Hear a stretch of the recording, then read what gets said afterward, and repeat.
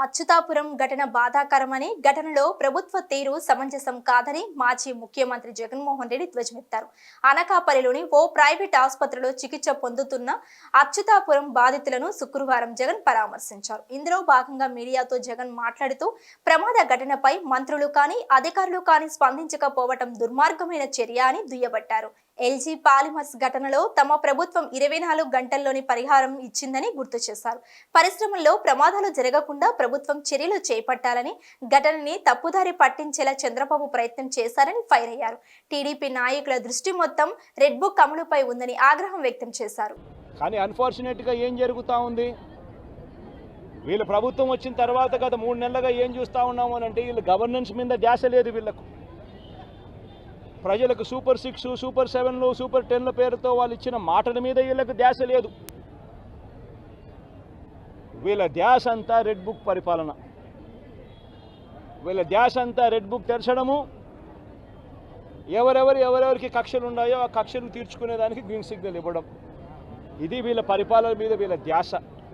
వీళ్ళు పెట్టాల్సిన ధ్యాస ఇటువంటి రిపోర్ట్ల మీద, ఇటువంటి కంప్లైంట్స్ మీద, ఇటువంటి ఘటనల మీద ఎవరెవరు ఏమేం చేయాలి అని చెప్పి ప్రోటోకాల్ ప్రకారం జరుగుతూ ఉందా లేదా, ఇవన్నీ జరుగుతున్నాయా లేదా అని చెప్పి చూసుకొని గవర్నెన్స్ రెగ్యులర్గా పాలసీ రెగ్యులర్గా జరిగి ఉంటే ఈరోజు ఫ్యాక్టరీస్ పరిస్థితి ఇలా ఉండేది కాదు.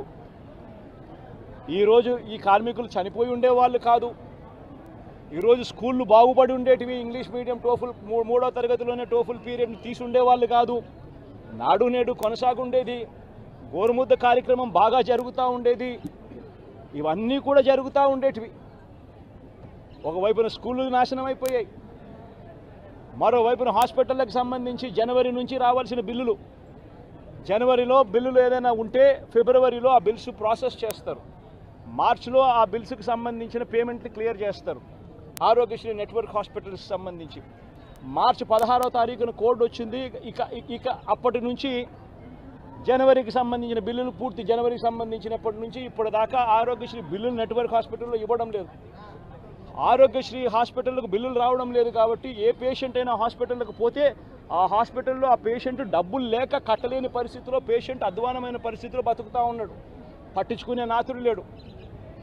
పిల్లలకు సంబంధించిన ఫీజు రీయింబర్స్మెంట్ అనే కార్యక్రమం గతంలో వైఎస్ఆర్సీపీ ఉన్నప్పుడు ఏ రకంగా జరిగేది?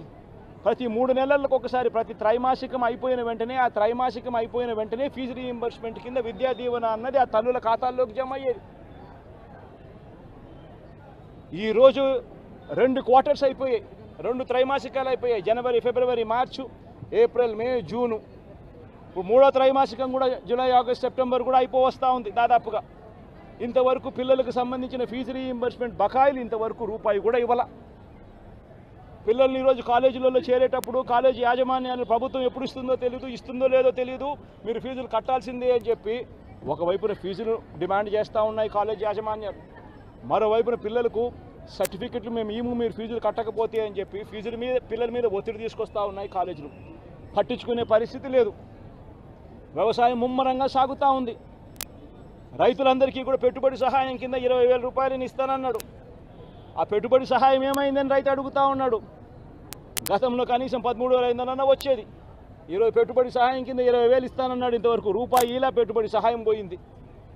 రైతులకు సంబంధించి ఇన్సూరెన్స్ సొమ్ము, రైతులకు ఇంతకుముందు ఉచితంగా పంటల బీమా వచ్చే పరిస్థితి నుంచి ఆ ఉచితంగా కట్టాల్సిన పంటల బీమాకు సంబంధించి మామూలుగా ప్రతి సంవత్సరం ఏప్రిల్, మేలో ఆ ఇన్సూరెన్స్ ప్రీమియం కట్టాలి.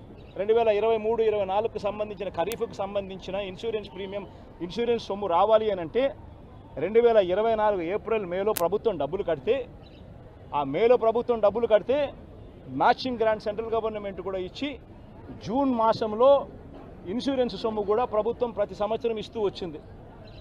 ఆ ప్రక్రియను పూర్తిగా నాశనం చేశారు.